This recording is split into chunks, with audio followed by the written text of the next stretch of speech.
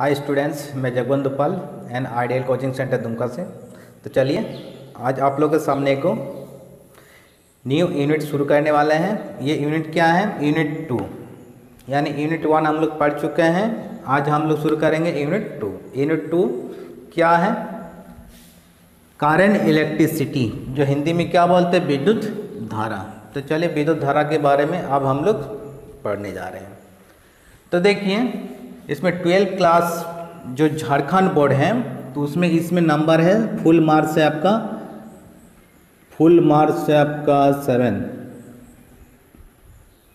7 number है। तो 7 number देखिए कैसे पूछता है ये सवाल। 2 गो रहेगा ऑब्जेक्टिव और 1 को पूछता है लॉन्ग सवाल।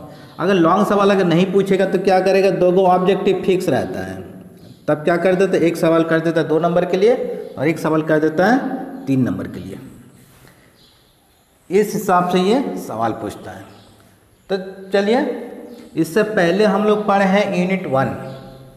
यूनिट 1 में हम लोग क्या देखे बोले तो चैप्टर का नाम क्या था? स्थिर वैद्युतिकी। क्या था? स्थिर वैद्युतिकी। स्थिर वैद्युतिकी में हम लोग क्या देखे थे बोले तो? स्थिर मीन्स क्या है? रुका हुआ। उस स्थिति में हम लोग क्या देखे थे कि स्थिर अवस्था में आवेशों के गुणों का अध्ययन किए थे, उसी को हम लोग बोलते हैं स्थिर वैद्युतिकी। अब देखिए वही आवेश अगर हम लोग गति करा देंगे तो उसका हम लोग क्या बोलते हैं? धारा विद्युत, यानी विद्युत धारा। तो उसी चैप्टर हम लोग आज शुरू करेंगे, यानी विद्युत धारा। तो देखिए स्थिर विद्युत का यूनिट 1 का कहानी खत्म हो चुका है। आज हम लोग शुरू करेंगे यूनिट 2। यूनिट 2 में हम लोग जो पढ़ेंगे विद्युत धारा। विद्युत धारा इसके आगे हम लोग यूनिट पढ़ेंगे यूनिट 3, यूनिट 4, यूनिट 5। तो यही वाला टॉपिक यूज होगा, यानी विद्युत धारा ही यूज होगा। यूनिट 3 में हम लोग क्या पढ़ेंगे? Magnetic effect of current and magnetism. उसमें भी विद्युत धारा उपयोग है, वहाँ पर भी यूज है। अब उसके बाद यूनिट 4 में हम लोग देखेंगे electromagnetic induction and alternating current, यानी एसी। वहाँ पर भी अप्लाई है आपका विद्युत धारा। एसी मीन्स ऑल्टरनेटिंग करंट, तो वही है। अब उसके बाद हम लोग देखेंगे इलेक्ट्रोमैग्नेटिक वेव्स, यानी यूनिट 5 इलेक्ट्रोमैग्नेटिक वेव्स, यानी विद्युत चुंबकीय तरंगे। वहाँ पर भी विद्युत धारा उपयोग है। तो देखिए विद्युत धारा इसके आगे हम लोग टॉपिक में पढ़ते चलेंगे। तो सबसे पहले देखना होगा विद्युत धारा के बारे में, या बेसिक चीज सबसे पहले इसका देखना होगा। तो देखिए इसका देखते हैं हम लोग परिभाषा है। विद्युत धारा का जो परिभाषा हम लोग देखेंगे ये आप लोग लोअर क्लास में भी पढ़ चुके हैं। जैसे 10th क्लास में भी था विद्युत धारा का परिभाषा। तो विद्युत धारा का परिभाषा वही आप लोग दे सकते हैं, कोई टेंशन नहीं है। कि विद्युत धारा का परिभाषा एकदम सिंपल से सिंपल लैंग्वेज में आप लोग दे सकते हैं कि आवेश की प्रवाह की दर को, इसका मतलब किसी चालक तार में आवेश की प्रवाह की दर को विद्युत धारा कहा जाता है। इसे I द्वारा सूचित किया जाता है। विद्युत धारा एक अदिश राशि है, सिंपल लैंग्वेज में आप लोग दे सकते हैं। या किसी चालक तार के अनुप्रस्थ काट में से, अनुप्रस्थ काट किसको बोलते हैं? जिसको इंग्लिश में क्या बोलते हैं? Cross section. किसी चालक तार के अनुप्रस्थ काट, देखिए ये एक मान लीजिए चालक तार है। चालक तार ये जो सेक्शन क्रॉस सेक्शन देख रहे हैं इसी को हम लोग बोलते हैं क्या? अनुप्रस्थ काट। ये जो मार्कर देख रहे हैं ना, ये भाग हम लोग क्या बोलते हैं? अनुप्रस्थ काट। तो देखिए किसी चालक तार के अनुप्रस्थ काट में से प्रवाहित विद्युत धारा की मात्रा को, प्रवाहित विद्युत धारा की मात्रा को विद्युत धारा कहा जाता है। इसे I द्वारा सूचित किया जाता है। ये एक अदिश राशि है, जैसे आप लोग दे सकते, कोई टेंशन नहीं है। तो देखिए विद्युत धारा में क्या होता है? विद्युत धारा को कौन लेके जाता है? आवेश तो हम लोग पढ़ चुके हैं। आवेश को हम लोग किससे सूचित करते हैं? Q से। यूनिट 1 में हम लोग देख चुके हैं। वही Q अगर गति हम लोग करा देंगे उसी का हम लोग क्या बोलते हैं? विद्युत धारा। यानी किसके साथ? समय के साथ। यानी आवेश एक स्थान से दूसरे स्थान तक जाने में कुछ समय लगता है, तो समय के साथ तो अगर उसको हम लोग गति करा देंगे उसी दर को हम लोग बोलते हैं, आवेश की दर को हम लोग बोलते हैं विद्युत धारा। तो देखिए इसको हम लोग किससे डिनोट करते हैं? I से, विद्युत धारा को। लेकिन धारा को कौन लेके जाता है? स्वतंत्र इलेक्ट्रॉन। जैसे स्वतंत्र इलेक्ट्रॉन आप लोग केमिस्ट्री में देख चुके हैं, जैसे सोडियम में स्वतंत्र इलेक्ट्रॉन कितना होता है जी, आप लोग आसानी से निकाल भी सकते हैं। ये सब आप लोग पढ़ चुके हैं, 1s2, 2s2, 2p6, 3s1। बाहरी कक्षा के इलेक्ट्रॉन कितना है? 1 इलेक्ट्रॉन। 1 इलेक्ट्रॉन क्या होता है? आपका स्वतंत्र इलेक्ट्रॉन। अब देखिए 1 इलेक्ट्रॉन जो स्वतंत्र इलेक्ट्रॉन है, तो यही इलेक्ट्रॉन धारा को ले जाने में मदद करता है, सहायता करता है। अब देखिए इलेक्ट्रॉन की दिशा किधर होता है? इलेक्ट्रॉन की दिशा, इलेक्ट्रॉन खुद होता है नेगेटिव, उसकी दिशा किधर होता है? नेगेटिव से पॉजिटिव की ओर। इसका मतलब विद्युत धारा की ऑपोजिट डायरेक्शन होता है इलेक्ट्रॉन की दिशा। लेकिन इलेक्ट्रॉन क्या एकदम सीधा रेखा में गमन करता है? नहीं। इसका आगे भी हम लोग चर्चा करेंगे इसके बारे में, जिसको हम लोग पढ़ेंगे ओब्बावेग, ड्रिफ्ट वेलोसिटी। तो वहाँ पर भी देखेंगे कि इलेक्ट्रॉन सीधा रेखा में गमन नहीं करते हैं, वो एक दूसरे के टकराता है, और जितना टक्कर ज़्यादा होगा वो चारों तरफ उतना ही गर्म होगा। जैसे हम लोग आयरन यूज करते हैं, हीटर भी विद्युत हीटर जैसा आप लोग यूज करते हैं, उसमें क्या होता है कि विद्युत हीटर में क्या है कि कुछ देर बाद वो हीट हो जाता है, कुछ देर बाद वो आग भी निकलता है। आयरन जैसे इस्त्री आप लोग यूज करते हैं, उसमें क्या होता है, जैसे हम लोग स्विच दबाएं तुरंत हीट होता है? नहीं होता है। हीट होने में कितना टाइम लगता है? कम से कम 1 मिनट। 1 मिनट से भी जितना ज़्यादा होगा वो धीरे धीरे हीट बढ़ते जाएगा। जैसे हम लोग आयरन यानी इस्त्री बोर्ड में लगा के स्विच दबा दिए, तो क्या होता है, जैसे हम लोग छू के रहते हैं तो महसूस होता है कि धीरे धीरे धीरे वो गर्म हो रहा है। लेकिन एक समय ऐसा भी आएगा फिर वहाँ से हाथ हम लोग खुद ही हटा लेते हैं। क्यों? वो फुल्ली गर्म हो जाता है। तो गर्म क्यों होता है? जैसे हम लोग टीवी चलाते हैं, टीवी कैसे चलता है? ऐसे चलता है? ऐसा तो नहीं चलता है। उसके लिए क्या चाहिए? विद्युत धारा चाहिए। जैसे विद्युत फैन, सब के लिए जितने सारे इलेक्ट्रॉनिक सामान हैं सब के लिए आपको क्या चाहिए? विद्युत धारा। विद्युत धारा अगर नहीं रहेगा तो वो काम करेगा ही नहीं। जैसे टीवी हम लोग चलाते हैं, टीवी में क्या देखते हैं, जैसे कुछ देर बाद तो टीवी पीछे साइड हम लोग जब हाथ से छूते हैं तो क्या होता है? वो गर्म महसूस हो जाता है, यानी गर्म हम लोग फील करते हैं। तो क्यों होता है? जैसे हम लोग इंडिया पाकिस्तान का मैच देख रहे हैं, वनडे मैच 50-50 ओवर का, उसमें क्या होता है, उसमें टीवी ज़्यादा दूसरे मैच की तुलना में वो टीवी थोड़ा ज़्यादा हीट होता है। क्यों होता है? कारण बोलिए। उसमें क्या होता है, हम लोग टीवी पूरा साउंड दे देते हैं, लाइट पूरा हाई कर देते हैं, ब्राइटनेस फुल्ली हाई कर देते हैं। इसमें क्या होता है, जब 7-8 घंटा जब टीवी चलती है तो क्या होता है, उसके बाद हम लोग पीछे तरफ हाथ से छूते हैं, पूरा गर्म महसूस होता है। इसका कारण क्या है? इसका कारण है स्वतंत्र इलेक्ट्रॉन। इलेक्ट्रॉन क्या होता है, वो टकराता है, और टक्कर से क्या होता है, जैसे दो वस्तु आपस में टकराएगा तो आप घर्षण उत्पन्न होगा, और घर्षण से क्या होता है, गर्म होगा। इसका मतलब ऊर्जा का विनाश होता है। वो ऊर्जा का विनाश कोई हम लोग बोलते हैं क्या, प्रतिरोध, यानी विद्युत धारा में जो रुकावट पैदा करेगा उसी को हम लोग क्या बोलते हैं, प्रतिरोध। इसका आगे भी हम लोग चर्चा करेंगे। तो चलिए यहाँ पर हम लोग देखते हैं कि विद्युत धारा जो पास होता है तो कैसे होता है। इलेक्ट्रॉन एक स्थान से दूसरे इलेक्ट्रॉन को टकराता है, फिर ये इलेक्ट्रॉन तीसरा इलेक्ट्रॉन को टकराएगा, फिर ये चौथा इलेक्ट्रॉन को टकराएगा। टक्कर होते होते होते क्या होता है कि एक दिशा में ये नहीं जाता है, कि टक्कर होते होते एक स्थान से दूसरे स्थान तक पहुंच जाता है। तो इस कंडीशन में विद्युत धारा एक स्थान से दूसरे स्थान तक किसी चालक तार में वो गमन कर सकता है। तो देखिए विद्युत धारा हम लोग देखेंगे, इसके आगे भी और भी डिटेल्स में बात करेंगे। तो चलिए सबसे पहले अभी हम लोग देख लेते हैं इसका परिभाषा, कि विद्युत धारा, ये भी समझ में आ गया कि विद्युत धारा को कौन लेके जाता है, वो स्वतंत्र इलेक्ट्रॉन। ये ध्यान रखिएगा कि स्वतंत्र इलेक्ट्रॉन लेके जाता है विद्युत धारा को।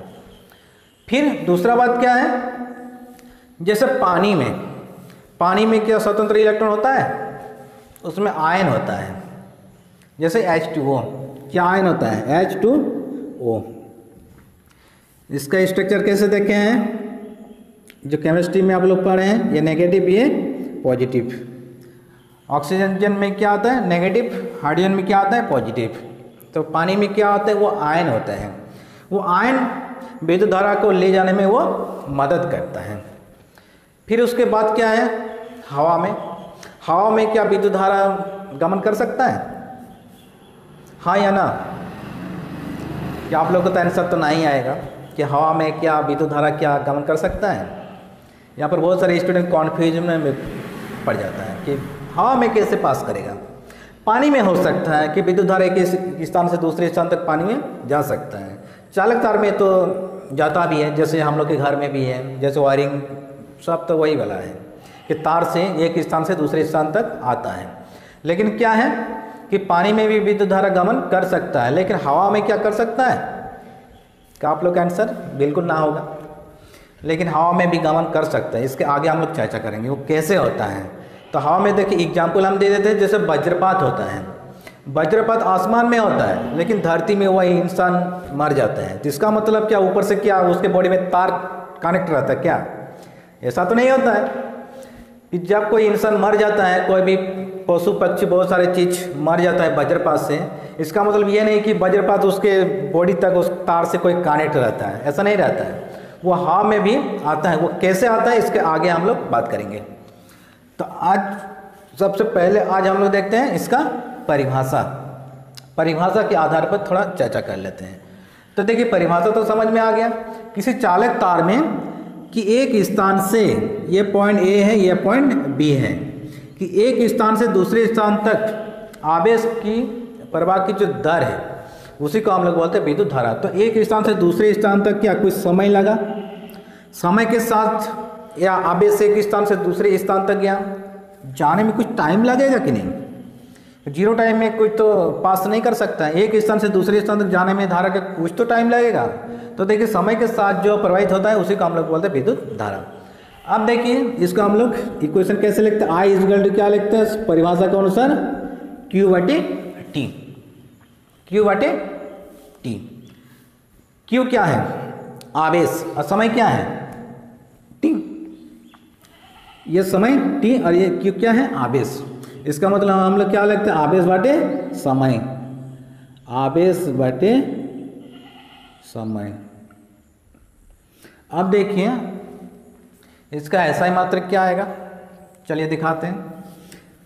इसका एसआई मात्रक में जब हम लोग देखेंगे, एसआई मात्रक आवेश का क्या आएगा? कूलम, और समय का क्या होता है? सेकेंड। तो क्या लिखते हैं हम लोग? कूलम पर सेकेंड या एम्पियर, या एम्पियर का हम लोग बी ए से इंडिकेट करते हैं, ये ध्यान रखिएगा। इसको हम लोग क्या बोलते हैं? एम्पियर, जो 10th क्लास में भी आप लोग पढ़ चुके हैं, एम्पियर। अब देखिए कूलम पर सेकेंड जो इसका मात्रक है, ये कहना उचित नहीं है, लेकिन आप लोग यूज कर सकते हैं। ऐसा नहीं कि कर दिया कोई काट दिया, ऐसा नहीं हो सकता है, लेकिन यूज करना ये सूटेबल नहीं माना जाता है। क्यों? चलिए दिखाते हैं। जो कि एम्पियर जो है ये एक मूल मात्रक है। एम्पियर किसी दूसरे मात्रक पर वो निर्भर नहीं करता है, ये एक मूल मात्रक है। इसीलिए व्युत्पन्न मात्रक आता है आपका समय पर डिपेंड करता है, जैसे हम लोग 11th क्लास में पढ़ चुके हैं। मूल मात्रक तथा व्युत्पन्न मात्रक। व्युत्पन्न मात्रक में आपका दूसरे मात्रक पर जो निर्भर करता है, जैसे आवेश जो है ये समय, समय क्या है? दूसरा मात्रक। ये दूसरे मात्रक पर जो निर्भर करते हैं उसी को हम लोग क्या बोलते हैं? व्युत्पन्न मात्रक। तो ये खुद जब एक मूल मात्रक है तब हम लोग व्युत्पन्न मात्रक यूज करने का क्या जरूरत है, इसलिए ये यूज करना सूटेबल नहीं माना जाता। लेकिन आप लोग यूज कर सकते हैं, कोई काट भी नहीं सकता है, लेकिन कहना फुल्ली सूटेबल नहीं माना जाता है। बस सही था इसका रीजन। देखिए इसके आगे कि विद्युत धारा एक अदिश राशि है। तो यहाँ पर बहुत सारे स्टूडेंट कॉन्फ्यूजन में पड़ जाते हैं, क्या कि विद्युत धारा सदिश होगा कि अदिश होगा। कि देखिए इसका परिमाण भी निश्चित होता है, इसका दिशा भी निश्चित होता है, फिर भी ये सदिश होना चाहिए। बहुत सारे स्टूडेंट ऐसे भी कॉन्फ्यूजन में पड़ जाता। देखिए कैसे, कोई भी एक चालक तार है, इसमें धारा I1 धारा जा रहा है 2 एम्पियर। ये मान लीजिए एक चालक तार है, इसमें I2 धारा जा रहा है 3 एम्पियर। तो ये जो चालक तार है, तो यहाँ पर आके दोनों धारा क्या होगा, ये जुड़ जाता है। इस चालक तार में कितना धारा पास होगा? I3 धारा कितना होगा? I1 plus I2। इसका मतलब क्या है? 2 प्लस 3, 2 प्लस 3, इसका मतलब 5 एम्पियर।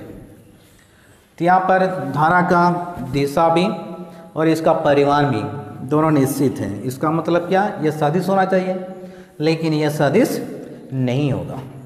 क्यों नहीं होगा, यह टॉपिक ध्यान रखिएगा कि विद्युत धारा सदिश योग का त्रिभुज नियम पालन नहीं करता है। कि सदिश तभी माना जाता है कि सदिश योग का त्रिभुज नियम अगर पालन करेगा तभी उसको सदिश माना जाएगा, नहीं तो वो सदिश नहीं माना जाएगा। उसका परिमाण हो सकता है, उसका दिशा भी हो सकता है, लेकिन उसका सदिश योग में जब अप्लाई कर देंगे तो सदिश योग का त्रिभुज नियम हम लोग क्या देखे थे, ये दोनों धारा जो है इसका एंगल का मान कितना आएगा। देखिए तो यहाँ पर कुछ एंगल अगर थीटा ले लेंगे तो थीटा का मान क्या आएगा, 90 डिग्री मान लेते हैं। तो देखिए सदिश योग का त्रिभुज नियम हम लोग उसका रिजल्टेंट वेक्टर क्या देखे थे, उसका व्यंजक आर इस गलती याद है, जो हम लोग 11th क्लास में पढ़ चुके हैं। अंडर रूट क्या था, p square plus Q square plus 2ab, a b की जगह पर क्या होगा पी क्यू कॉस थीटा, है ना था। अब देखिए यहाँ पर इसको p मान लेते हैं, इसको q मान लेते हैं। थीटा का मान कितना है, 90 डिग्री है। तो चलिए पुट करिए, तो कितना आएगा बोले तुम, इसको अगर p मान लेते हैं, इसको q मान लेते हैं, तो यहाँ पर 2pq cos एंगल का मान पुट करिए 90, cos 90 का मान कितना होता है जी 0 डिग्री। तो क्या हो जाएगा, ये सदिश योग का नियम पालन कर रहे हैं, नहीं कर रहे हैं। इसका मतलब under root P square plus Q square आ जाता है। इसका मतलब इस तरह नहीं आ रहा है, आज समझ में। इसका मतलब वो under root P square plus Q square में आ जाता है, जो कि सदिश योग का नियम पालन नहीं कर रहा है। इसीलिए विद्युत धारा एक अदिश राशि है। समझ में आ गया। तो यही था, इसका कॉन्फ्यूजन हम क्लियर कर दिए हैं कि बहुत सारे स्टूडेंट फंस जाता है कि विद्युत धारा क्या सदिश में होगा कि अदिश में होगा। तो यहाँ तक जहाँ तक हम लोग बात किए, यहाँ तक विद्युत धारा एक अदिश राशि है, यानी स्केलर। लेकिन इसके आगे हम लोग चर्चा करेंगे कि विद्युत धारा ना सदिश में होता है ना अदिश में होता है। तो क्या होता है, इसके आगे हम लोग चर्चा करेंगे, इसके नेक्स्ट वीडियो में मिल जाएगा कि विद्युत धारा ना सदिश होगा ना अदिश होगा। लेकिन ये अपर क्लास के लिए है। साधारणतः हम लोग 12th क्लास में हम लोग यही यूज करते हैं कि विद्युत धारा एक अदिश राशि है। लेकिन इससे अगर आप लोग सवाल कीजिएगा कि सर विद्युत धारा क्या दूसरा कुछ क्या होता है, इसका मात्रक, हाँ होता है कि ना ये सदिश में आता है ना ये अदिश में आता है। तो ये तीसरा क्या आता है, ये तीसरा राशि हम लोग चर्चा करेंगे इसके बाद वाला वीडियो में। तो तब तक यहाँ तक आप लोग पढ़िए।